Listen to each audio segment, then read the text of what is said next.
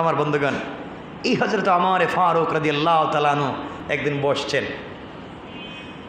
সকল পৃথিবীর মুসলিম মিল্লাতের, মুসলিম জাহানের, মুসলিম রাষ্ট্রের সকল গভর্নর প্রেসিডেন্টদেরকে নিয়ে হযরত ওমর মিটিং করছেন। কে? অর্ধ জাহানের খলিফা হযরত ওমর সকল গভর্নরদেরকে নিয়ে মিটিং করতেছেন। মিটিংয়ের মধ্যখানে হযরত ওমর বলছেন, আচ্ছা গভর্নরেরা আপনারা বলেন তো তাকওয়া কার নাম? তাকওয়া? ওমর কি তাকওয়া জানে না? কথা বলেন। ওমর কি তাকওয়া বুঝে না? না বুঝে কি কালিমা পড়েছে? বুঝে শুনেই কালিমা পড়েছে। ওমর বলছেন, বলেন তাকওয়া কাকে বলে? গভর্নরেরা তো আশ্চর্য হয়েছেন, খলিফা এই কথা কেন বলছেন? কেউ যখন জবাব দিতে পারছে না, ওমরের উদ্দেশ্য হচ্ছে আমি আজকে দেখব আমার গভর্নরদের ভিতরে তাকওয়া আছে না নাই। তারা তো এক একটা দেশের, এক একটা প্রদেশের, এক একটা শহরের গভর্নর, তাদের ভিতরে যদি তাকওয়া না থাকে তাহলে এই দেশের নাগরিক জনগণদের ভিতরে তাকওয়া কেমনে থাকবে? এই জন্যে আগেকার গভর্নর নিযুক্ত করা হতো তাকওয়ার ভিত্তিতে, আর আজকালকে নেতা নির্বাচন করা হয় চোর, ডাকাত আর মাস্তান বদমাইশ হওয়ার ভিত্তিতে। যে যত বড় শয়তান আর নাফরমান হয় সে তত বড় জায়গায় পৌঁছে যেতে পারে। আর আগে নির্ধারণ করতেন তাকওয়াটা কোন পর্যায়ে আছে। ওমর কেমন তাকওয়াওয়ালা আপনারা জানেননি। কথায় তো কথা চলে আসে, কত কথা বলবো, আমি বেশি বলবো না আজকে। কথা কষ্ট হচ্ছে?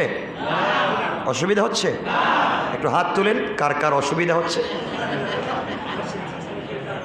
এত কথা বলবার পরে আপনাদের যদি অসুবিধা হয় তো কথাই বলা যাবে না।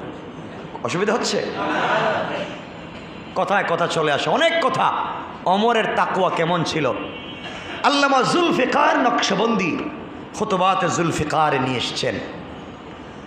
আমি হয়তো বলেছি আপনাদেরকে, অবশ্যই বলেছি অনেকবার, ওমরের তাকওয়া কেমন ছিল। রাতে পাবলিক কি স্বপ্ন দেখে ওমর তা জানে। সুবহানাল্লাহ বললেন না?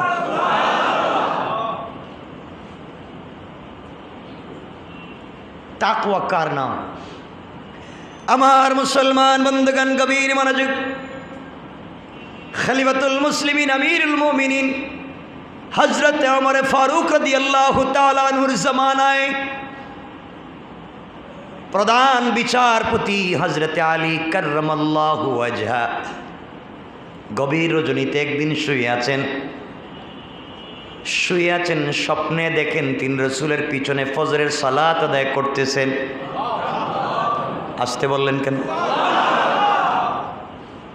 আপনারা কেউ কি রাসূলের স্বপ্নে দেখছেন নাকি? নাই। দেখেন না কেন?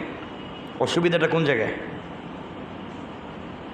হযরত আলী দেখেন তিনি ফজরের সালাত রাসূল পাকের পিছনে আদায় করছেন। সালাত আদায় করবার পরে নবীজি সাল্লাল্লাহু আলাইহি ওয়াসাল্লাম ফজরের সালাত আদায় করে মুসল্লিদের দিকে তাকাইয়া বসে যেতেন। সবাইকে নিয়ে কিছু জিকির করতেন, তাসবিহ পড়তেন, দোয়া দরুদ পড়তেন। হযরত আলী স্বপ্নে দেখেন রাসূলের পিছনে ফজরের সালাত আদায় করলেন। নবীজি সালাম ফিরাইয়া সবার দিকে, চেহারার দিকে তাকাইয়া বসে আছেন। এমন সময় হযরত আলী দেখেন এক মহিলা তার খেজুর বাগানে, খেজুর গাছে পয়লা খেজুর আসছে, প্রথম খেজুর এসেছে। সেই খেজুরটুকু নিয়ে গাছ থেকে পেড়ে রাসূল পাকের জন্য নিয়ে এসেছে। তিনি স্বপ্নে দেখতেছেন হযরত আলী আলীর হাতে দিয়ে বলছে, আলী রে, আমার বাগানে প্রথম খেজুর গাছে খেজুর ধরেছে, বরকতের জন্য নবীজির কাছে নিয়ে এসেছি, ওটা নবীজির কাছে দাও, তিনি যেন খান, তার সাথী বন্ধুদেরকেও তিনি যেন খাওয়ান। সুবহানাল্লাহ নাই? হযরত আলী স্বপ্নে দেখেন এই মহিলা তার কাছে খেজুর দিয়েছে। তিনি খেজুরের ঝুঁটাটা হাতে নিলেন, খেজুরের স্তূপটা হাতে নিলেন, হাতে নিয়ে রাসূল পাকের হাতে দিয়েছেন।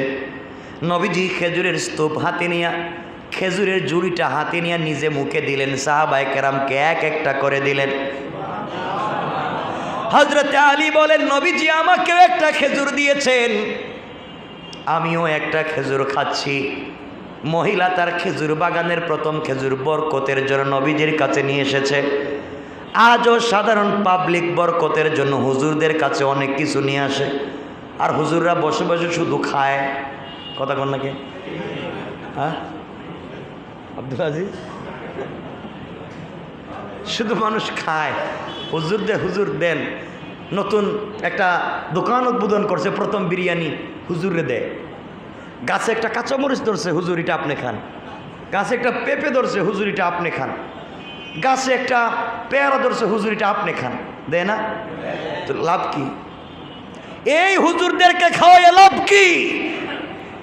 যারা সত্যিকার অর্থে আল্লাহকে চিনে না, সারা দিন দুনিয়া হারামের ভিতরে বসে থাকে, শুধু দুনিয়া, মানুষের ইবাদত, মানুষের আখলাক, আল্লাহর ইবাদত, আল্লাহর একত্ববাদ, রাসূলের রিসালাতের কথা মনে থাকে না। ঠিক না বলেন? শুধু পাবলিক দিল আর খাইলাম। রসুলকে দিছে বরকতের জন্য, ওখানে আমারে খাওয়াইলে আর বরকত কই পাইবেন? কের বরকত আমাকে খাওয়াইলে? কে বলছে আপনাকে আমাকে খাওয়াতে? আপনি গাছে যদি কিছু ধরে আপনার হাদিয়া দেওয়ার প্রয়োজন হয়, আপনি আপনার মাকে হাদিয়া দেন, আপনি আপনার বাপকে হাদিয়া করেন। গাছের প্রথম জিনিসটা নিজের হাতে মায়ের মুখে উঠায় দেন। রব বলেছেন, আমার পরে আসমানের নিচে জমিনের উপরে মায়ের চাইতে বাবার চাইতে তো ইহসানের জায়গা আর নাই। অবিল ওয়ালিদাইনি ইহসানা। আমরা ইবাদত করবার পরে যদি ইহসান করতে হয়, দয়া করতে হয়, মায়ের করো, বাপের করো, আর ইহসান করতে আমার খাওয়াইতেছে, সব বাদ দেন। এখন আপনারা বলবেন, তাহলে খাওয়াই মুখারে? আব্দুল্লাহ মনে মনে কইব, তো আমাদের খাবার বন্ধ।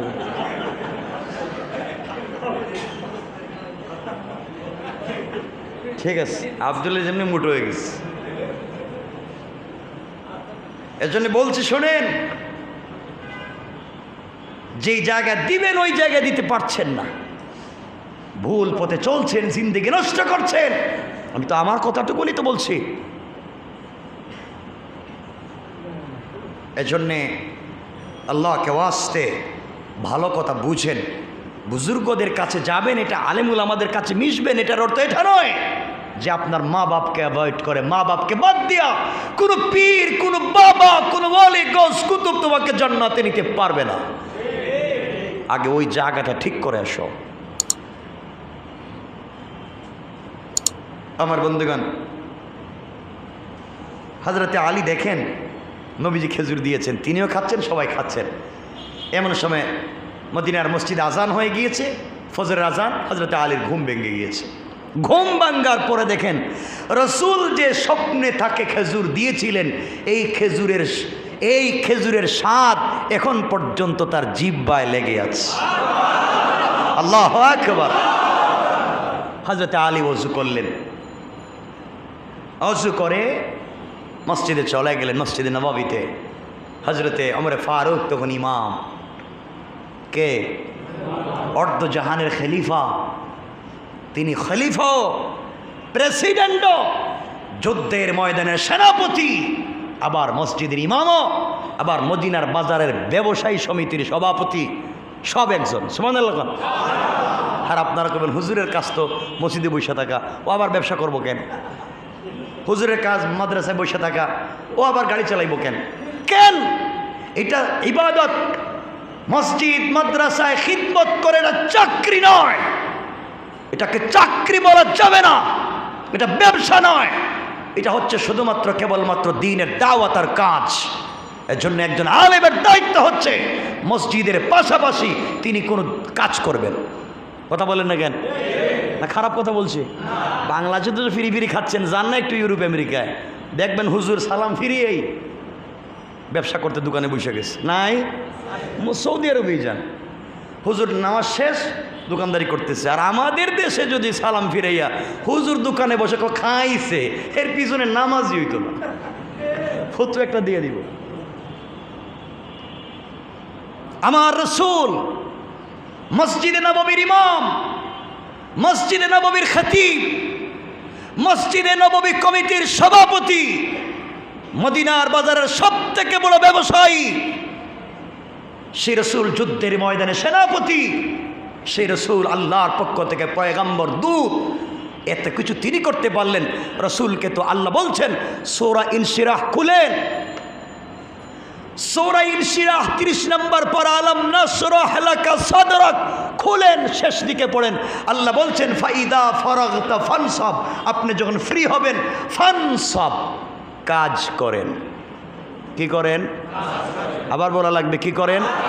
সবাই বলেন কি করেন? আল্লাহ বলছেন কাজ করেন, আর আপনি কি করেন? হ্যাঁ, আল্লাহ বলছেন কোরআনে কারিমে ফজরের সালাত শেষ করো আর জমিনে হালাল রিজিকের জন্য বের হয়ে যাও, তালাশ করো হালাল রিজিক।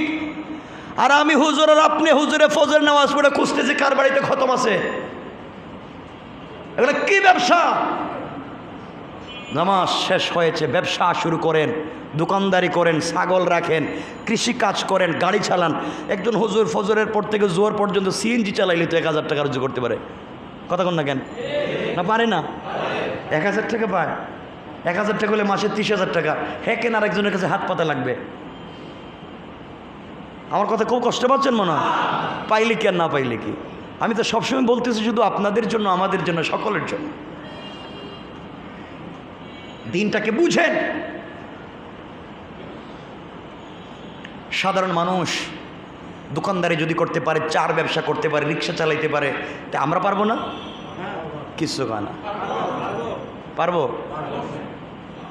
আপনার আলেমদের লজ্জা হওয়া দরকার যে একজন ইংলিশ টিচার মাসে 15 দিন, ও কোনো টিচার সপ্তাহে 3 দিন ক্লাস করায়, সে প্রাইভেট, তাকে 5,000 10,000 টাকা দেয়, 40 মিনিট 45 মিনিট ধরে পড়ায়। আর আপনি 30 দিনের 30 দিন পড়ান, তাও 3 ঘন্টা পরে পড়ান, হ্যাঁ পায় 5,000 আর আপনি পান 250 টাকা। কথা কোনটা কেন? কেন এটা হচ্ছে? আপনাকে আমাকে চিনতে হবে, নচেৎ সমাজ নষ্ট হয়ে যাবে। এজন্য রাসূল বলেছেন, কোরআনে কারিমে তো আল্লাহ বলছেন, কোরআনে কারিমের 4 নম্বর পারা প্রথম আয়াতেই তো আল্লাহ বলছেন লান তানালুল বিররা হাত্তা তুনফিকু মিম্মা তুহিব্বুন, তোমরা ততক্ষণ পর্যন্ত আমার প্রিয় হতে পারবে না যতক্ষণ পর্যন্ত তোমরা মিম্মা তুহিব্বুন, তোমরা আমার রাস্তায় তোমাদের প্রিয় জিনিসকে দান না করবে। এখন দান করতে হলে, সাদাকা করতে হলে সম্পদ থাকা লাগবে না না থাকলে দেওয়া যাবে? কথা বলেন। তে থাকা লাগবে, কেমনে দিবেন? থাকা তো লাগবে। এজন্যে একজন আলেম, একজন দাওরায় হাদিস পড়বার পরে, কামিল করবার পরে ট্রাক চালাইলে আপত্তি আছে? কিছু কন? হ্যাঁ, ট্রাক চালাক, বড় বাস চালাক, প্রতিদিন 2,500 3,000 টাকা দিব, এটা তো কাজ। আপনি আমি এতদিন মাদ্রাসায় পড়েছি, দিন শিখেছি, দিন তো আমার বাস্তব লাইফে প্রতিষ্ঠা করব। কাজ করেন। তো আপনারা বলবেন সবাই যদি কাজে লাইমা যায় তাহলে দিনের কাজ করবো কে? দিনটাকেও নিজের কাছাকাছি রাখেন। আমি আজকে আমার কাছে 2টা প্রশ্ন ছিল, উত্তর দিচ্ছি না কারণ এই সময়টুকুন আমার কাছে নাই। সময় করে 2টা প্রশ্নের উত্তর হয়তো দিতে পারি। আমার কাছে প্রশ্ন এসেছে, আর এটা অনেক কোন এলাকা, এটা আমি নাম বলবো না, আপনারা আবার লাগাই দিবেন, এটা আবার ঝামেলা। কন্ট্রাক্ট ম্যারেজ, কন্ট্রাক্টে বিয়ে কি? নাউজুবিল্লাহ কি? আরে এমনও এলাকা আছে, এলাকায় 90 জনের 100 জনের 90 জন কন্ট্রাক্ট ম্যারেজ করে বিদেশে যাচ্ছে। এয়ারপোর্টে গিয়ে একদিকে বউ একদিকে স্বামী, মানে বিয়া শেষ, এয়ারপোর্ট পর্যন্ত পাসপোর্টে কন্ট্রাক্ট। ঠিক আছে না নাই? বলছি না, আমি বলবো, সময় করে এটার উত্তর দিব। Contract marriage. যাই হোক, কষ্ট পাইলেন? অসুবিধা হয়েছে? আচ্ছা, যাই হোক। হজরতে আলী বলতেছিলাম, নামাজ পড়তে গেলেন, ওমরের পিছনে ওমর ফজরের ইমামতি করলেন। আমার মুসলমান বন্ধুগণ, গভীর মনোযোগ। হজরতে আমার ফজরের ইমামতি করলেন, ফজরের ইমামতি করলেন। হযরতে আলী রাদিয়াল্লাহু তাআলা আনহু ওমরের পিছনে ফজরের সালাত পড়লেন। সালাত পড়ে বসে আছেন আলী রাদিয়াল্লাহু তাআলা আনহু বসে আছেন। হযরতে ওমর বসে বসে পাবলিকের দিকে তাকাইয়া তাসবিহ পড়তেছেন। এমন সময় একজন মহিলা হযরতে আলীর কাছে এসে বলছে, আলী, আমি এসেছি আমার বাগানে, খেজুর বাগানে প্রথম গাছে খেজুর ধরেছে, কিছু খেজুর নিয়ে আসছি, আপনি এগুলা নেন, হযরতে ওমরের কাছে দেন, তিনি যেন খান, তার বন্ধু বান্ধব সাথীদেরকে যেন খাওয়ান। হযরতে আলী খেজুরের স্তূপটুকুন হাতে নিলেন, ওমরের হাতে দিলেন। ওমর একটা একটা করে সবাইকে বন্টন করে দিচ্ছেন। হযরতে আলীকে একটা খেজুর দিলেন। আলী খেজুর খেয়ে বললেন, ভাই ওমর রে, খেজুরের স্বাদ তো জবরদস্ত স্বাদ আছে, আপনি চাইলে আমাকে আরেকটা খেজুর দিতে পারেন না? আপনি আমাকে আরেকটা খেজুর দেন। হযরতে ওমর দাঁড়িয়ে গেলেন আর বললেন, ভাই আলী, ও আলী, তুমি আমার কাছে আজকে আরেকটা খেজুর চাও? স্বপ্নে রাত্রবেলা নবীজি তোমাকে একটা খেজুর দিয়েছেন, আমিও তোমাকে একটা দিলাম। নবীজি যদি দুইটা খেজুর তোমাকে দিত, আমি ওমরও তোমাকে দুইটা দিতাম। আল্লাহু আকবার। আলী আশ্চর্য, স্বপ্ন দেখলাম আমি, এখন পর্যন্ত কারো কাছে বলিও নাই, ওমর জানলো কেমনে? কাশ তার নাম কল্বকে ওই জায়গায় পৌঁছে দেন, রুহানিয়ত পয়দা করেন, ইমানকে তাজা করেন, তাকওয়ার জায়গাটাকে কমপ্লিট করেন, তো আপনিও ওমরের মতো জানতে পারবেন। সুবহানাল্লাহ বলেন। কেমন তাকওয়া ছিল এই ওমর? জিজ্ঞাসা করতেছেন গভর্নরদেরকে, বলো তাকওয়া কার নাম? কেউ যখন দাঁড়াচ্ছেন না, হযরত উবাই ইবনে কাব রাদিয়াল্লাহু তাআলা আনহু দাঁড়িয়েছেন। উবাই ইবনে কাব তো আরেক কথা, উবাই ইবনে কাব এমন একজন সাহাবী যিনি 7 কেরাতে কোরআন শরীফ পড়তে পারতেন, 7 ভাবে কোরআন শরীফ পড়তে পারতেন। হযরতে আল্লাহ পাক রব্বুল ইজ্জত ওয়াল জালাল রাসূল পাককে বলছেন, আপনি উবাইয়ের কাছ থেকে কোরআন তেলাওয়াত শুনেন। সুবহানাল্লাহ বললেন। হযরত উবাই ইবনে কাব রাদিয়াল্লাহু তাআলা আনহু বলছেন, ওমর খলিফাতুল মুসলিমিন, আপনি কি সত্যিই তাকওয়া জানতে চাচ্ছেন? ওমর বলেন, আমি জানতে চাই তাকওয়া কার নাম। উবাই ইবনে কাব বলছেন, ওমর, আপনি কি কোনোদিন কণ্টকা কীর্ণ পথ, কাটাওয়ালা পথ, সাপ বিচ্ছুর পথ, এমন পথ দিয়ে কি কোনোদিন হেঁটেছেন? ওমর বলছেন, কেন হাঁটবো না? জীবনে কত বন জঙ্গলে হাঁটাহাঁটি করেছি, কীট ছিল, সাপ ছিল, বিচ্ছু ছিল, বড় বড় অনেক কত কিছু ছিল, কাটা যুক্ত রাস্তা দিয়ে হেঁটেছি, কেন হাঁটবো না? উবাই ইবনে কাব বলছেন, আপনি বলেন, এই কাটা যুক্ত রাস্তা দিয়ে হাঁটবার সময় আপনি কেমনে হেঁটেছেন? আমার জবাব দিচ্ছেন, উবাই ইবনে কাব, আমি হাঁটতে গিয়ে আমার কাপড়গুলাকে এমনভাবে আমি আটকে ধরেছি যেন আমার শরীরে একটা কাটা বিধুক্ত দূরের কথা, আমার কাপড়েও যেন কাটা না লাগে। আমি তো সচেতনতার ভিত্তিতে পা ফেলেছি যেন কোনো বিচ্ছুর উপরে পা পড়ে না যায়। এর মাধ্যমে, সচেতনতার মাধ্যমে আমি আমাকে হেফাজত করেছি, আমার কাপড়গুলোকে হেফাজত করেছি। উবাই ইবনে কাব বললেন, তার নামই তাকওয়া। ওমর বললেন, বুঝাইয়া দেন।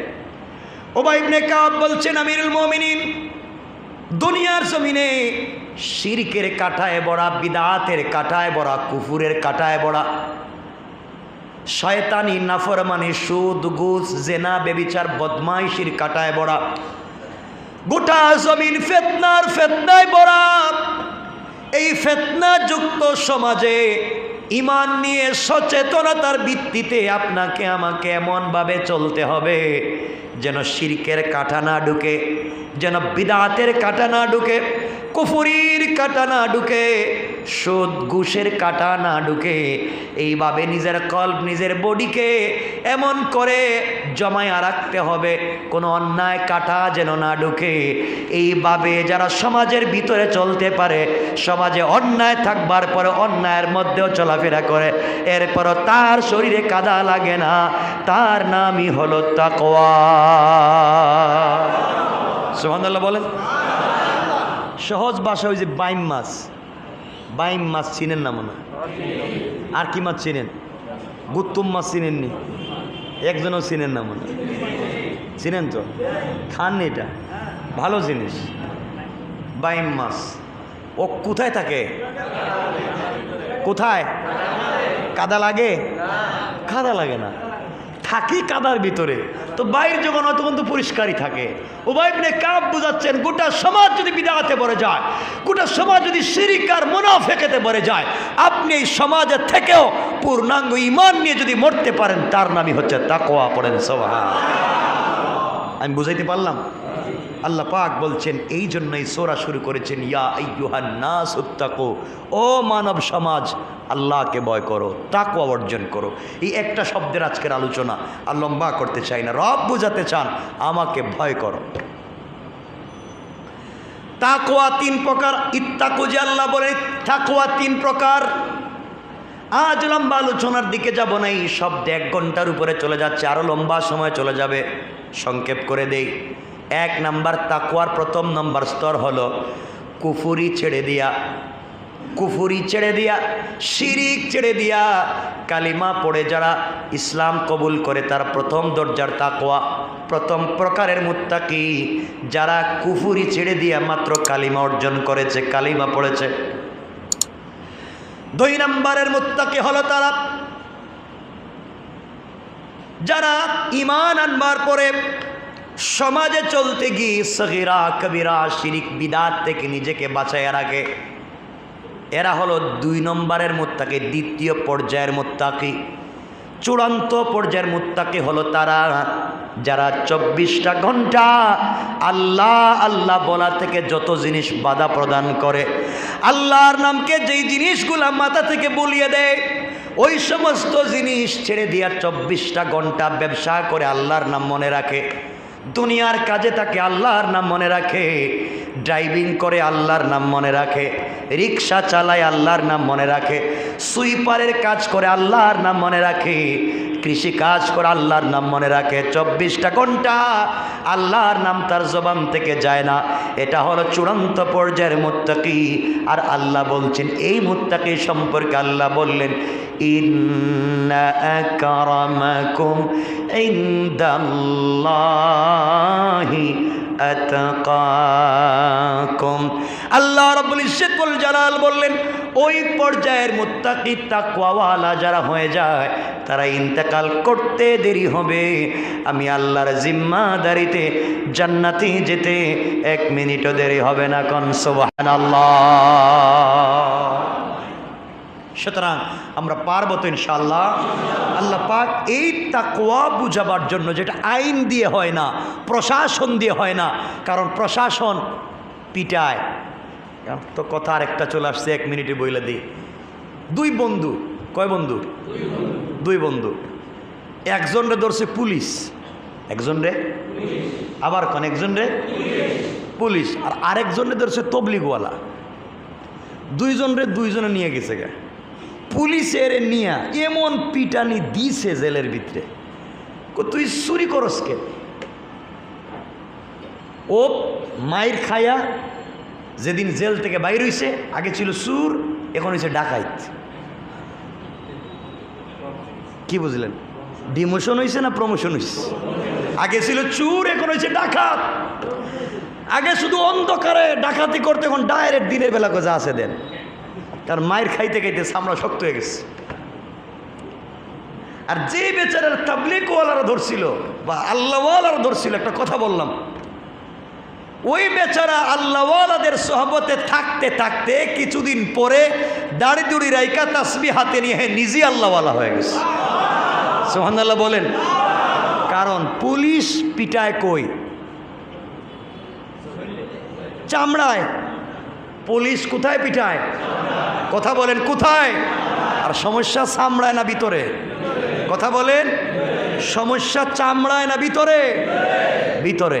এই জন্য চামড়ায় পিটাইয়া লাভ নাই, আমাদের কাজ করতে হবে তাকওয়ার কাজ, কলবে। এই জন্য আল্লাহ ওয়ালারা ধরলে চামড়ায় পিটায় না, কলবের ভিতরে রবকে ঢুকায় দেয়। পড়েন সুবহান। আমরা পারবো তো ইনশাআল্লাহ? আজকের মতো কথা আর লম্বা করতে চাই না। আল্লাহ যদি তৌফিক দেন, তাকওয়াকে নিয়ে আমরা আরো কিছু কথা বলবো ইনশাআল্লাহ। 1 মিনিট সময়, কারো যদি কোনো প্রশ্ন থাকে ব্যাপারে বলতে পারে।